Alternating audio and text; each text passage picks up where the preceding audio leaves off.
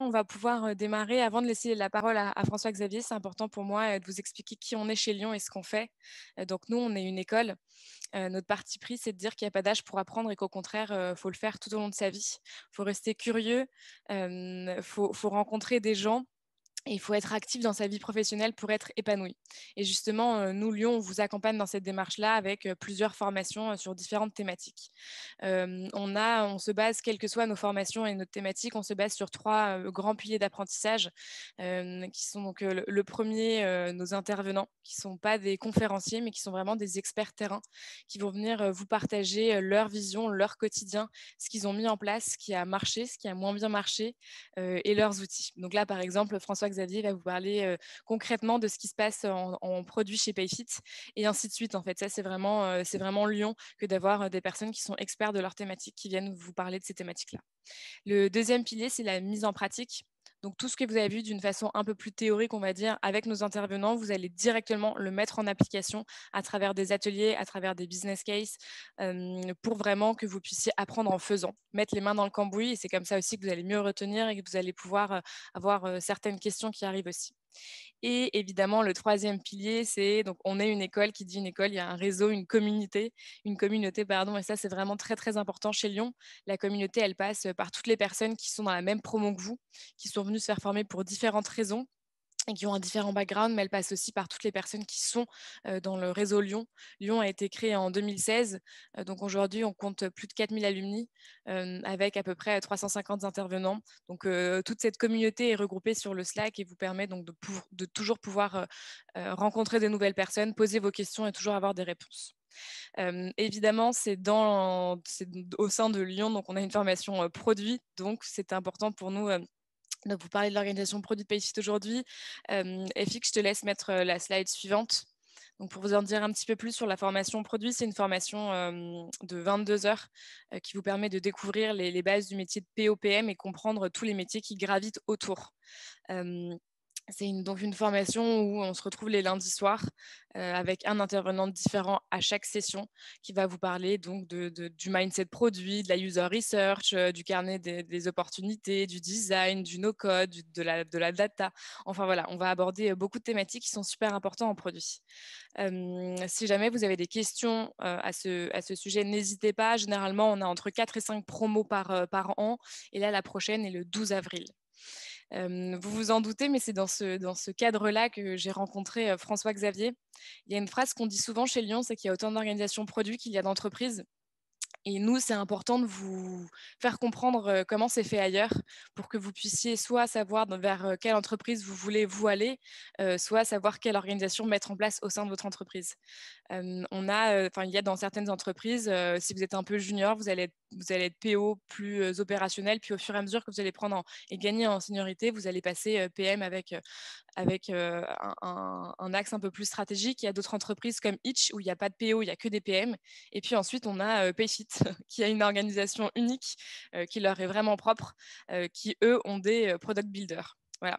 Donc le but aujourd'hui, c'était d'avoir FX avec nous, qui puisse vous expliquer pourquoi est-ce que Payfit a une organisation produit qui est différente et assez unique, comment ça se fait, ce que ça veut dire et ce que c'est concrètement, ce que ça représente.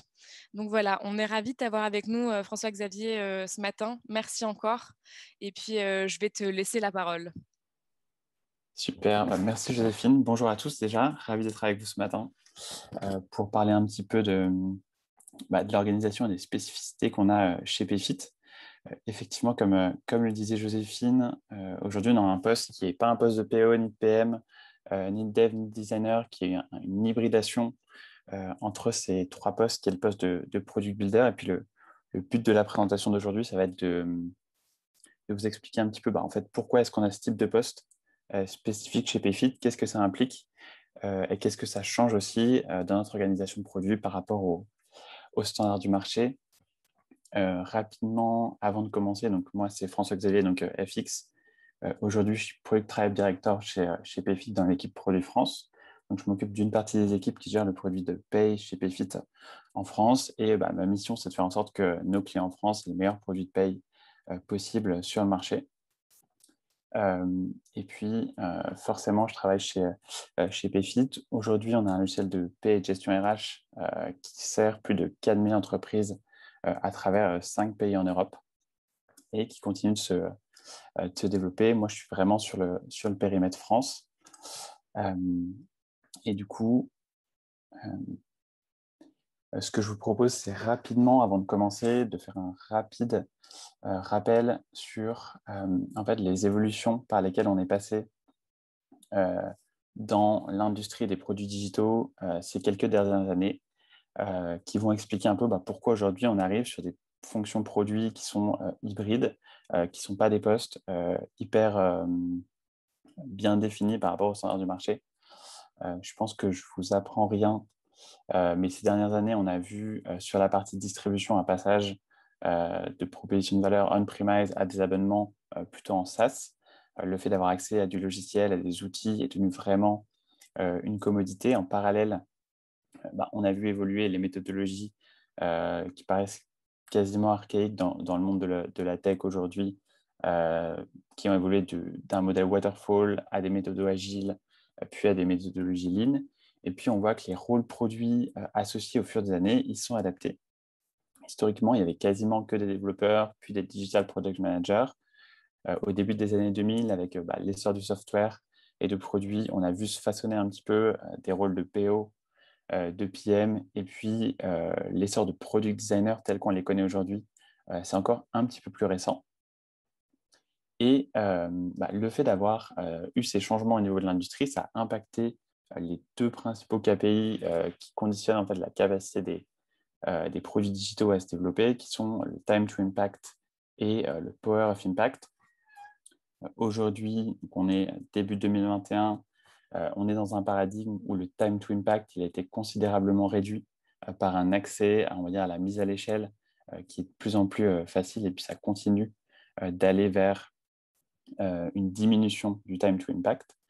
Et puis le power of impact, historiquement, il se concentrait sur la partie faisabilité. Et puis depuis les années 2000, il y a une concentration sur la valeur qu'on apporte au business, puis la qualité de l'expérience utilisateur. Et on voit de plus en plus émerger des expériences qui sont tailor-made, faites pour coller au plus près de l'expérience utilisateur, et ce sur des market fit hyper localisés. Et la question qu'on peut se poser, c'est maintenant qu'on est dans un paradigme où on a des produits digitaux qui sont de plus en plus faciles à développer, que le SaaS est un peu le standard sur le marché et que développer des produits digitaux devient quasiment une commodité, qu'est-ce qui se passe? Ce qu'on voit émerger de plus en plus, c'est donc sur la base d'une layer de distribution en mode SaaS, c'est des plateformes, donc des low-code application platforms qui permettent de faire du product development as a service. Et le changement par rapport à la manière de construire des logiciels de manière traditionnelle, c'est que ça met vraiment la création de valeur dans les mains des utilisateurs de ces plateformes. Alors, il y a des plateformes historiques comme Salesforce qui sont un peu pionnières dans le domaine, des logiciels comme Shopify qui ont une approche en mode plateforme hyper ouverte qui permettent de lancer un e-commerce en 2 temps, 3 mouvements. Plus récent, on a les applications no-code comme Webflow et Bubble qui permettent de monter un produit, on va dire, en quelques jours. Et puis, on a des acteurs un peu nouveaux comme UiPath qui permettent de se projeter sur des briques technologiques un peu plus récentes. Et ce qui est hyper intéressant, c'est que ça permet de faire émerger des post-produits qui sont une hybridation, qui s'assoient sur les plateformes en question pour créer de la valeur et aller chercher un go-to-market hyper rapide. Et du coup, on constate que c'est une tendance de fond. Dans les 10 prochaines années, il y aura plus de 30% des postes qui auront une forte composante d'hybridation. Et on va connaître de plus en plus de postes hybrides. Mais ces postes, ils ne sortent pas de nulle part. Ils s'appuient sur des skills qui sont déjà bien identifiées, qui sont présentes dans les postes aujourd'hui sur le marché, que ce soit sur du Webflow ou du Bubble, on va retrouver des skills de design and development. Si on développe sur du Salesforce, on se projettera plutôt sur du big data et de l'analytics. Par exemple, chez Payfit, on travaille dans un environnement où il y a une forte composante de régulation et juridique. Si on travaille sur du UiPath avec de la RPA, on sera plutôt en avance de phase par rapport au marché sur des technologies digitales émergentes. Et en fonction de la plateforme, de la configuration dans laquelle on est amené à faire appel à différentes combinaisons de ces compétences. Alors, pourquoi je vous parle de tout ça? C'est parce que chez Payfit, on est concerné au premier chef, dans lesquels on a cette position de product builder. Mais en fait, c'est un exemple parmi tant d'autres de ce qui commence à émerger sur le marché. On voit qu'il y a de plus en plus de postes de ce qu'on appelle RPA Engineer. La RPA, c'est ce qu'on appelle la Robotic Process Automation. C'est ce qui permet de reproduire avec un robot les actions manuelles d'un humain. Et c'est une technologie qui est émergente, qui permet de faire scaler un certain nombre de process et de workflows.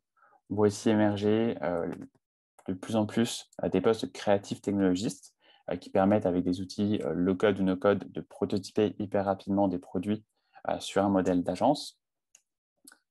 Et puis, des développeurs sur des low-code application platforms qui, du coup, développent sur des systèmes ou des langages propriétaires pour aller créer de la valeur par-dessus ces plateformes. Et ce qui est hyper intéressant de constater, c'est que en fait, c'est une tendance de fond et qu'on estime que d'ici à 2024, il y aura 65% des applications qui se développent dans le monde du logiciel qui seront basées sur des plateformes low-code. Donc, en fait, ce n'est pas non significatif en termes de tendance. Alors, du coup, je vous ai un peu teasé, un peu parlé du poste de product builder. Mais la question que vous devez vous poser, c'est pourquoi est-ce qu'on est allé créer ce poste un peu particulier? Pourquoi est-ce qu'on n'a pas repris une structure produit un petit peu classique? Et qu'est-ce qui justifie que chez Payfit, on a aujourd'hui ce poste un petit peu hybride?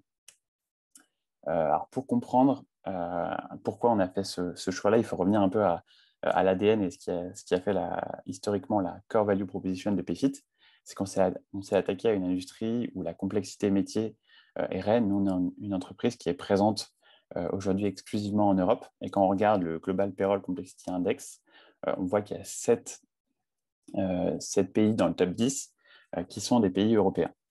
Et du coup, on se dit, en fait, il y a quand même une grosse complexité de métier à aller attaquer. Le chemin le plus immédiat de pensée, c'est de se dire, en fait, pour faire un logiciel de paye, il faut 2 types de compétences. Des compétences, on va dire, de développeur et une capacité à sortir un produit. Et puis, des compétences d'expert en paye, de très métier. Et en fait, il nous faut les deux pour aller chercher un produit et le mettre sur le marché. En pratique, il se trouve que ces 2 types de profils, ils parlent pas tout à fait la même langue. Que le développeur va parler un langage très technique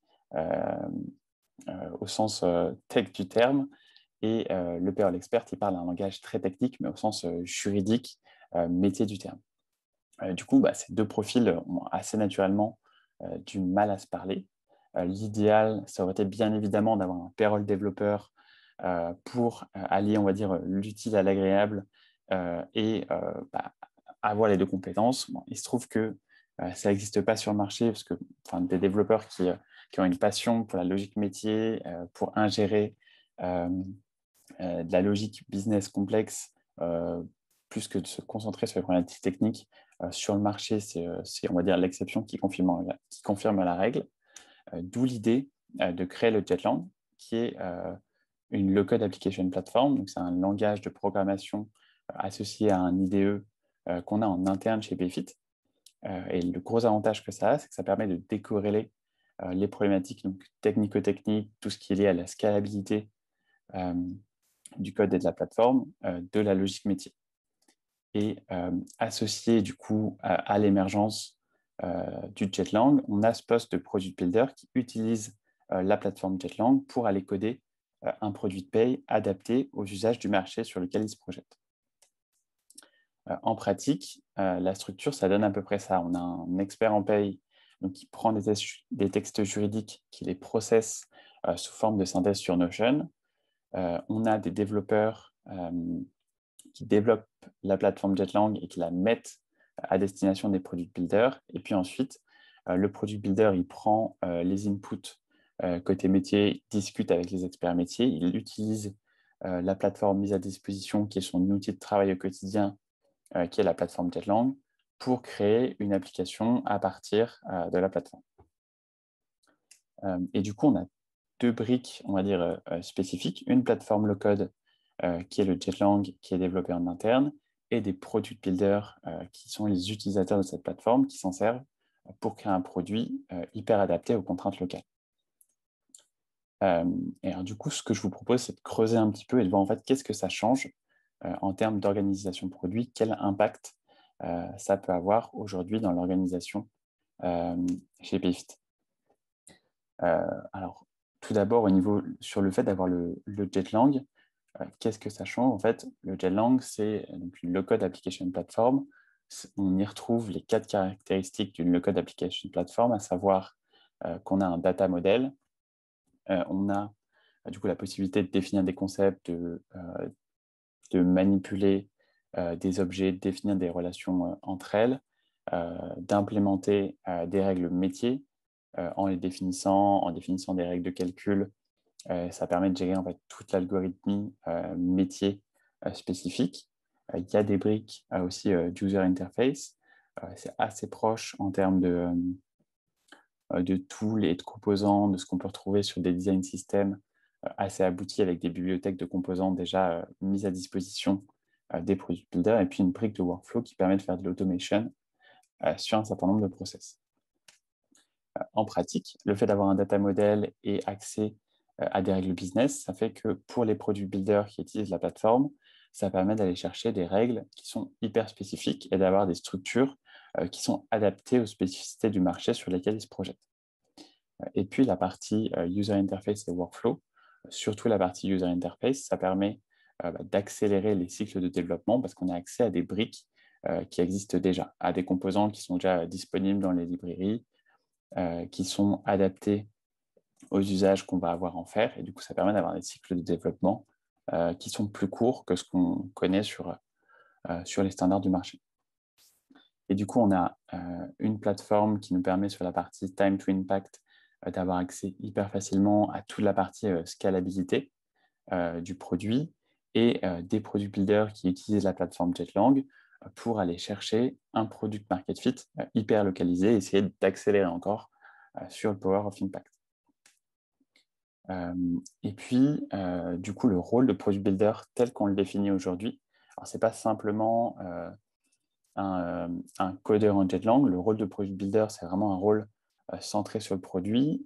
Sa mission aujourd'hui chez Payfit, c'est d'utiliser la plateforme Jetlang au mieux en faisant appel à des compétences liées au product management, au design ou au développement pour faire le meilleur produit de paye possible sur le marché sur lequel il travaille. Et du coup, ça donne un poste sur lequel la proposition de valeur, elle est assez forte. Le product builder, en théorie, il peut couvrir tout le cycle de développement produit de A à Z, de la partie discovery, où il fait vraiment appel à des méthodologies d'user research, de PM sur de la communication, de l'update des stakeholders, à la partie, on va dire, très delivery, où il peut avoir des journées où son quotidien ressemble beaucoup plus à celui d'un dev qui cherche à shipper les itérations qui auront été spécifiées sur un sujet donné. Et du coup, en pratique, ça demande de mixer intelligemment des best practices d'engineering, des méthodologies de PM et une approche centrée utilisateur en fonction des sujets, des stades de développement sur lesquels il intervient sur les projets. D'un point de vue un petit peu plus pratique, aujourd'hui, le product builder sur, on va dire, un trimestre, il peut être amené à intervenir sur des champs de compétences hyper variés. Sur une phase vraiment de discovery, on peut lui demander de définir un plan de discovery, de runner la discovery sur une expérience qu'on cherche à dérisquer ou sur laquelle on veut gagner un petit peu en visibilité ou valider certaines hypothèses. Il peut être amené aussi à rencontrer certains clients, à runner des user interviews pour agréger des insights sur un topic en particulier. Il peut être amené, comme le ferait un PM, à organiser un product committee pour updater des stakeholders sur un projet dont il a la responsabilité. Il peut être amené aussi à se fondre un petit peu plus dans la peau d'un dev en concevant des solutions optimales et puis derrière en les sliçant en différentes itérations pour un sizing qui est précis. Et puis, il peut aussi échanger avec les développeurs de la plateforme Jetlang pour faire en sorte d'avoir toujours un échange pour faire évoluer la plateforme sur laquelle il développe. Et puis, il peut aussi faire appel à des compétences d'engineering, c'est-à-dire être amené à review comme un dev sur un autre langage, à review du code Jetlang de ses pairs, ou à coder tout simplement ce qui aura été spécifié sur différentes itérations. Alors, en pratique, le Product Builder il a un champ d'action qui est hyper large, mais son action, elle s'inscrit quand même dans une organisation produit qui est adaptée pour cette position hybride, qui est ni un rôle de PM, ni un rôle de dev, ni un rôle de designer. Aujourd'hui, dans l'organisation qu'on a mise en place chez PayFit, on n'a pas non plus réinventé la roue, on a conservé des standards du marché sur un certain nombre de paramètres. On a aujourd'hui des squads produits qui sont les unités atomiques de roadmap, c'est-à-dire qu'à une squad est associé un périmètre fonctionnel cohérent. Et on a aussi conservé toute la partie méthodologie, rituels, qui sont aujourd'hui les standards du marché sur des méthodologies lean et des best practices product sur les cycles de développement. Et puis, étant donné qu'on a ce rôle de product builder qui est un petit peu hybride, on a dû adapter un petit peu notre organisation. On va voir qu'on a des squads produits qui n'ont pas la structure classique de ce qu'on retrouve aujourd'hui sur le marché. On a des liens qui sont forts avec la plateforme Jetlang et les développeurs qui développent la plateforme en interne. Et puis, on a une équipe d'experts produits qui supportent l'organisation et qui nous permet d'aller chercher des zones d'expertise hyper avancées. En pratique, pour reprendre les différents éléments, aujourd'hui, une squad produit dans l'équipe Produit France, donc elle a un scope fonctionnel qui est défini. Et contrairement à une organisation produit classique sur laquelle on va retrouver un PM, un designer et 4 à 5 devs, aujourd'hui, une squad produit dans l'équipe Produit France, c'est donc un squad lead et 5 à 6 product builders. Le rôle du squad lead, c'est d'être avant tout le manager des product builders de l'équipe, à peu près à 50-60% de son temps, et puis d'être le point de contact, le point d'entrée sur les sujets produits dans le périmètre de la squad. Dans l'organisation qu'on a, c'est hyper important, il y a beaucoup de retours et d'insights qui viennent des clients. C'est hyper important d'avoir un point de contact identifié à l'échelle d'une squad pour agréger et être identifié en tant que point de contact. Et puis, du coup, les product builders dans la squad sont les contributeurs individuels à l'échelle de la squad. Le deuxième facteur qui est important, c'est que comme on développe sur une brique qui est propriétaire, qui est le Jetlang, toutes les équipes dans lesquelles on a des product builders maintiennent un lien fort avec les équipes Jetlang Platform qui, elles, font évoluer la plateforme au quotidien. Aujourd'hui, on développe du coup sur une interface qui est propre au product builder et on a la chance d'avoir une plateforme qui existe en interne. Donc, c'est une vraie richesse de pouvoir avoir accès aux personnes qui développent la plateforme, de pouvoir la faire évoluer au quotidien, d'échanger avec eux pour faire évoluer les outils auxquels on a accès et faire en sorte que l'outil qu'on utilise au quotidien soit toujours plus adapté à l'usage que les product builders vont en faire. Parce que ce qui nous permet, in fine, de délivrer de la valeur pour nos utilisateurs, c'est certes l'utilisation qu'on fait de la plateforme, mais c'est aussi les outils auxquels on a accès et comment on s'en sert. Et puis, on a une dernière brique qui est un petit peu spécifique dans l'organisation PayFit aujourd'hui, dans le Produit France, c'est l'existence d'une équipe d'experts produits. Sur le poste de Product Builder, on a une proposition de valeur qui est hyper forte. On peut couvrir tout le cycle de développement produit en théorie, mais les Product Builders ont accès à des experts qui peuvent reacher soit pour une demande de validation de conseils sur un sujet donné, typiquement sur une phase de discovery, on peut être amené à faire valider un plan de discovery par un user researcher ou carrément à demander un soutien opérationnel sur une discovery un peu plus importante pour aller chercher un livrable plus rapidement ou pour aller plus en profondeur sur certaines dimensions spécifiques. On a aussi un architecte qui est en support des product builders sur l'utilisation de la plateforme et sur les best practices engineering pour faire en sorte que tous les product builders aient la scalabilité du code Jetlang qui est conçu par les product builders soit optimisée. Et puis, un troisième profil un petit peu spécifique qui est le profil de Product Ops qui permet d'optimiser le fonctionnement de l'équipe et de s'assurer qu'en termes de rituels, de fonctionnement, de process, il n'y ait pas de friction dans l'organisation.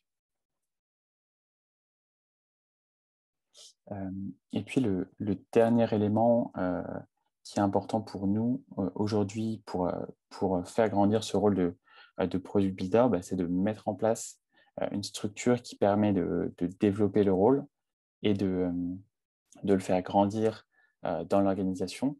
Et ça passe, on pense, par trois piliers assez forts.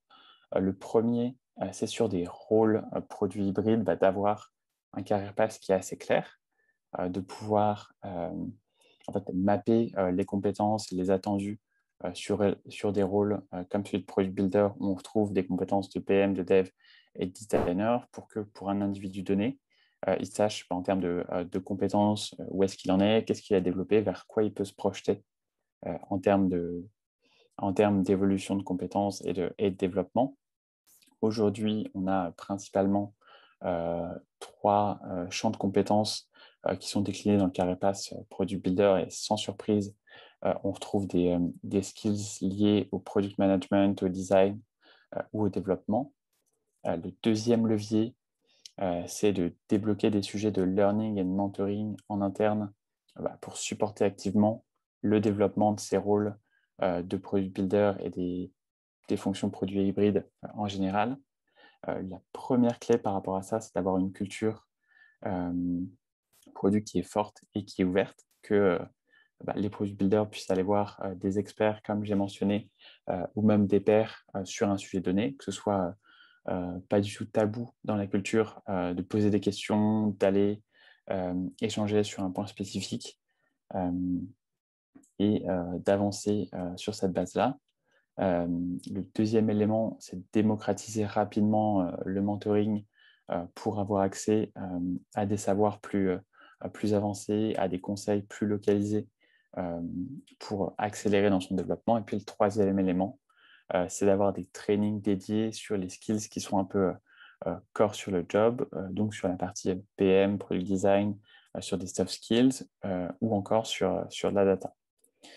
Et puis le dernier élément, c'est de toujours augmenter, on va dire, le potentiel et les outils qui sont mis à disposition sur le poste. On continue d'investir sur les outils, en les faisant évoluer. Nous, on a la chance d'avoir une plateforme en interne, donc d'avoir des product builders qui peuvent échanger en direct avec les gens qui construisent le Jetlang. Et ça permet de maintenir un échange, de maintenir une discussion pour toujours améliorer le potentiel de l'outil, de la plateforme et, in fine, de permettre au product builder de continuer à se développer sur des dimensions produits toujours un peu plus abouties.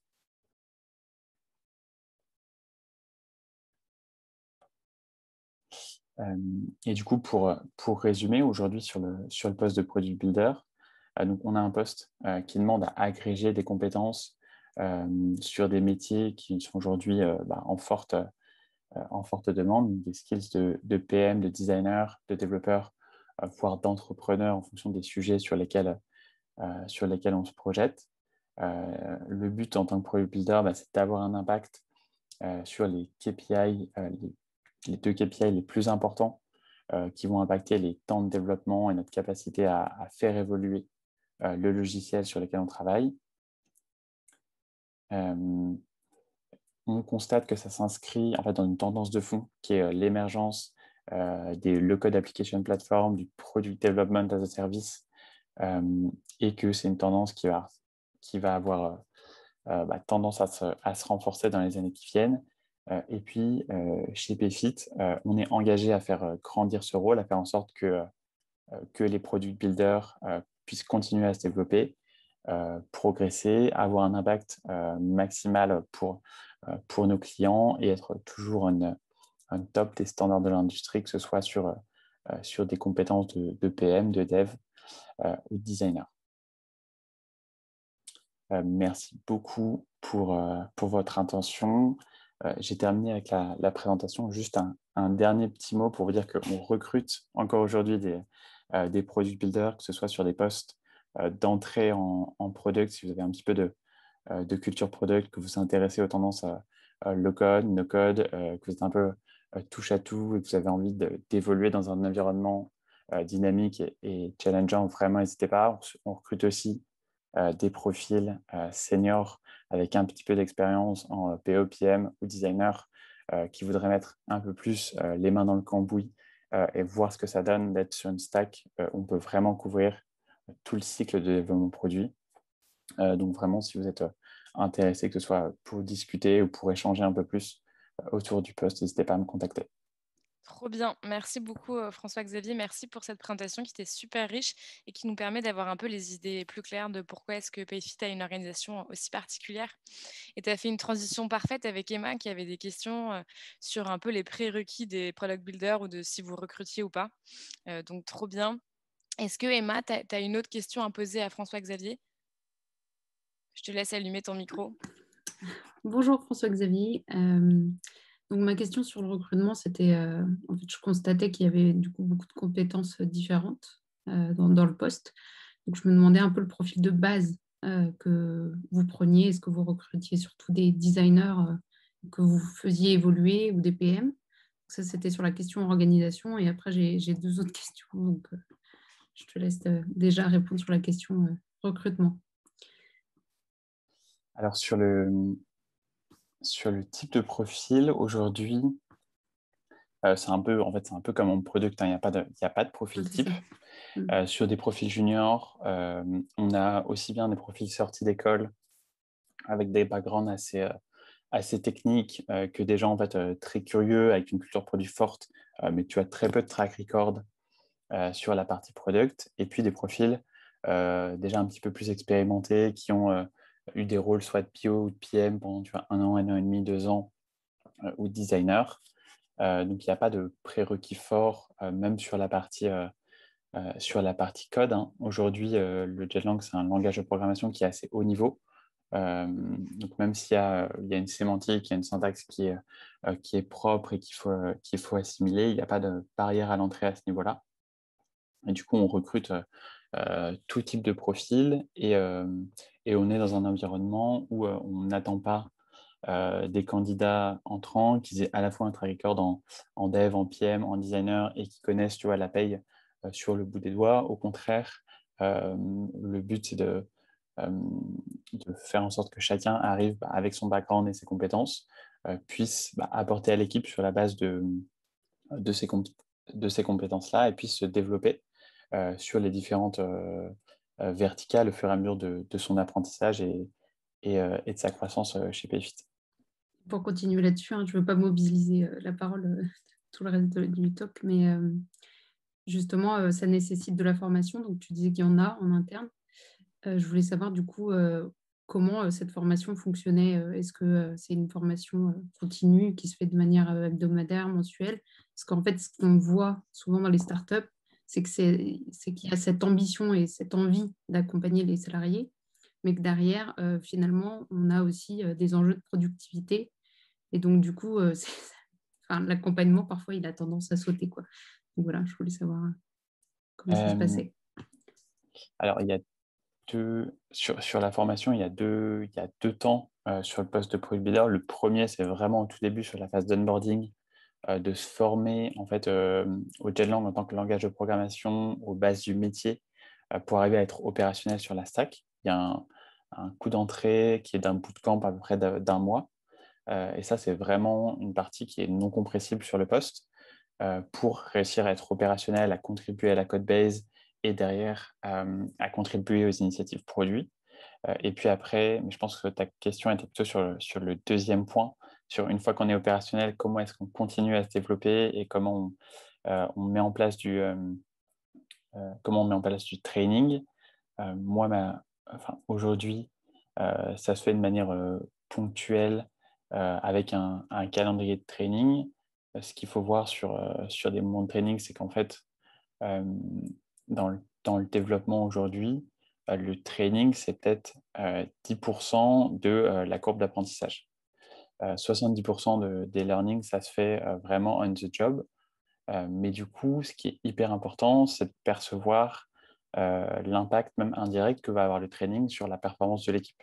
Parce qu'aujourd'hui, effectivement, si on regarde à assez court terme, on se dit en fait, on va prendre 1 heure, 2 heures, une demi-journée qui va mobiliser une partie de l'équipe pour la former sur un sujet assez spécifique. Effectivement, on aura peut-être l'impression de délivrer un peu moins bien, de prendre du retard parce qu'il y a des contraintes à la delivery. Mais en fait, si on regarde à un peu plus long terme, si on étale, tu vois, sur 6 mois à raison d'une formation toutes les 2 semaines, au bout de 6 mois, tu vas te retrouver avec une équipe qui sera beaucoup plus armée pour attaquer des chantiers un petit peu plus techniques et du coup qui va derrière mettre en place les compétences sur le job qu'elle aura vu sur la partie training et qui sera du coup en capacité d'avoir un impact qui est bien supérieur au temps qui aura été investi sur les formations. Et du coup,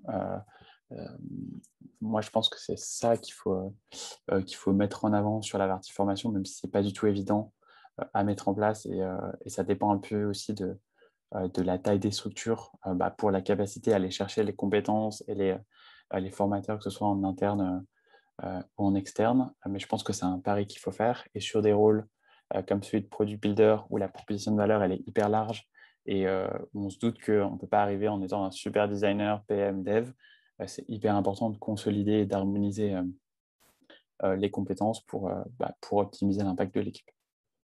Merci. Pas de quoi. Bien. Tu avais une dernière question? Non, je sais plus. Trop bien, merci beaucoup Emma. Eh bien Martin, je te laisse la parole. Yes, salut FX, merci, c'était hyper intéressant. J'ai deux questions, puis vu que c'est une présentation sur les product builders, j'ai deux questions qui ne portent pas sur les product builders. La première, c'est sur les devs, du coup, et quel est leur rôle. Est-ce qu'ils font exclusivement, ils construisent le Jetlang et ils améliorent ce langage-là et ce produit en interne, ou est-ce qu'ils font aussi d'autres choses, ils construisent en parallèle des product builders? Et la deuxième question, c'est dans une de tes slides, tu as parlé de product ops, qui sont avec les architectes et les seniors UX researchers. Je serais curieux, bon, c'est peut-être pas le but de la presse, mais juste en 2 mots, savoir quel est leur rôle exactement. Oui, carrément. Alors, sur la partie dev, la partie, en fait, la stack Jetlang, dont on a pas mal parlé, parce que c'est là où interviennent les product builders, c'est une partie de l'organisation de produits aujourd'hui chez PayFit, où du coup, tu as deux parties. Tu as effectivement les équipes qui construisent la plateforme, où là, tu retrouves une organisation classique avec des PM, des designers et des devs qui, du coup, sont ceux qui contribuent directement à la création de la plateforme. Et puis, on top de ça, des squads de product builders qui utilisent la plateforme pour aller chercher un produit market fit sur le produit de paye. Et en fait, cette organisation et l'utilisation du Jetlang aujourd'hui, elle se concentre sur notre produit de paye. On a aussi d'autres verticales sur lesquelles on se développe, sur lesquelles il y a moins de spécificité métier et du coup moins de valeur ajoutée à utiliser le Jetlang. Je pense notamment à la partie SIRH sur laquelle on a des modules. Et là, on retrouve un fonctionnement avec des squads beaucoup plus classiques avec un PM, un designer et des devs. Donc, la partie product builder, elle est vraiment concentrée sur le fait d'utiliser la plateforme pour aller chercher un market fit hyper localisé sur la paye, qui est vraiment la dimension sur laquelle il y a une forte complexité métier et il y a une valeur ajoutée à splitter la partie technico-technique de la partie métier. Ok, hyper clair. Et du coup, là, sur ce split, en gros, le nombre de personnes qui sont dans ce mood product building, exploration de market fit, etc., versus ceux qui ont vraiment de la core plateforme qui ne va pas changer d'un marché à l'autre, c'est quoi la répartition à peu près? Aujourd'hui, Aujourd'hui, sur la plateforme, tu as 4 squads, donc tu as c'est dimensionné pour une vingtaine de devs avec un PM sur chaque squad. Et puis, sur la partie Product Builder, moi, je suis sur le périmètre France. Aujourd'hui, on a 5 squads de Product Builder, donc tu vois, il y a à peu près 25 Product Builders sur la France. Et puis, il y a des équipes analogues pour chaque pays sur lequel PFIT est présent. Donc, il y a des équipes de Product Builder aussi en Allemagne, en Espagne, au UK et en Italie.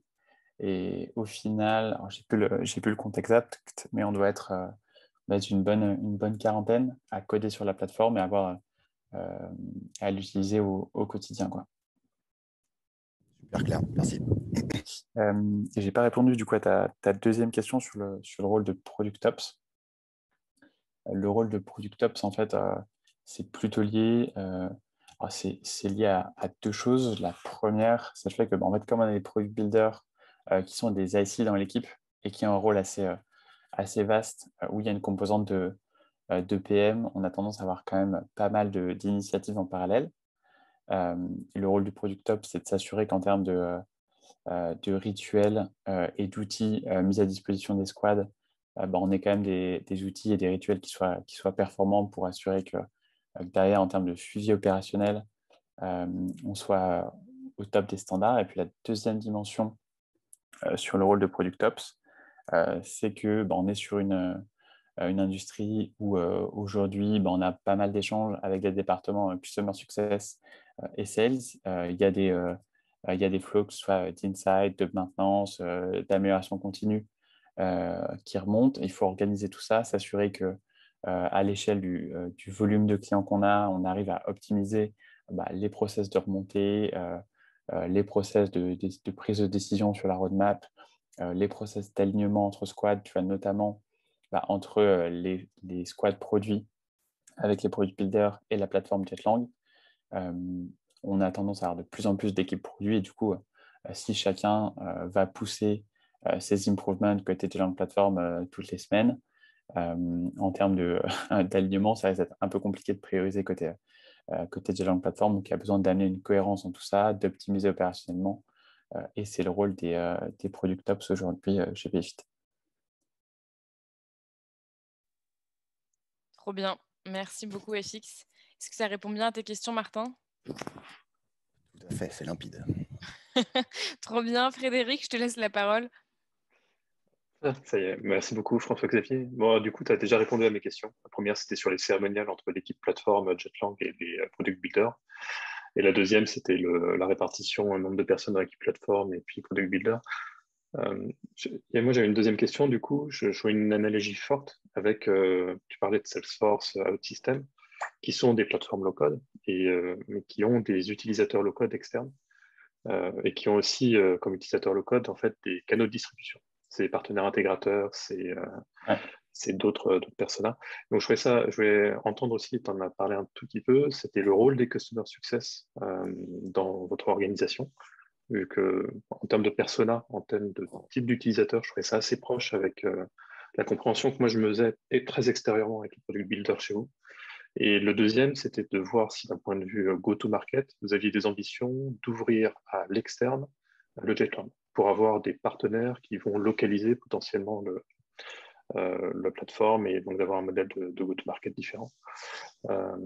Et sur le point, moi j'étais intéressé quand même d'avoir un peu plus de sens sur comment vous alignez justement ces échanges entre l'équipe Jetlang et l'équipe Product Builder. Donc, au final, c'est une équipe produit qui parle à des utilisateurs clés, très proches, qui sont, même s'ils sont internes, ça reste des utilisateurs. J'imagine qu'il y a des cycles de release très différents qui sont complètement décorrélés. Oui, tout à fait. Alors, je vais prendre tes questions dans l'ordre sur le rôle des CSM. Aujourd'hui, chez PFIT, c'est vraiment un rôle de gestion du portefeuille client et d'accompagnement.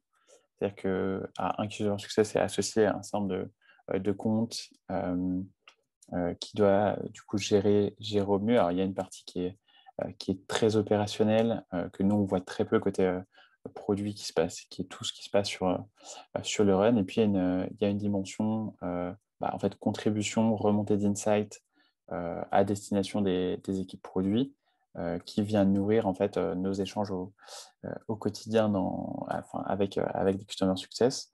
En pratique, les échanges qu'on a entre on va dire les Product Builders et les Customer Success, ça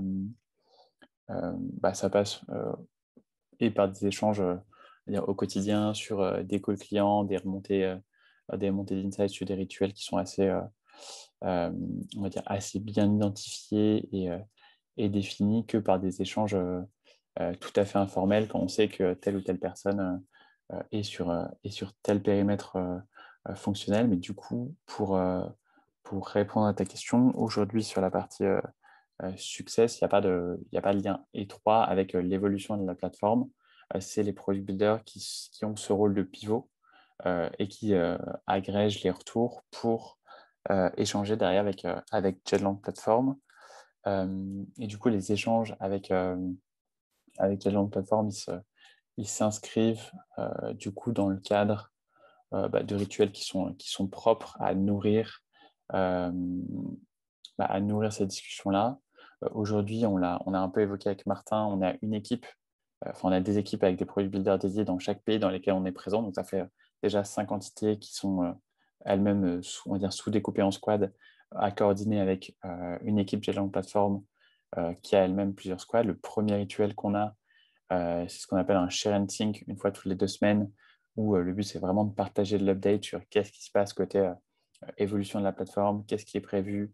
C'est une sorte de démo day en interne avec du coup pour les contributeurs à la plateforme Jetlang, du coup une tribune d'utilisateurs privilégiés.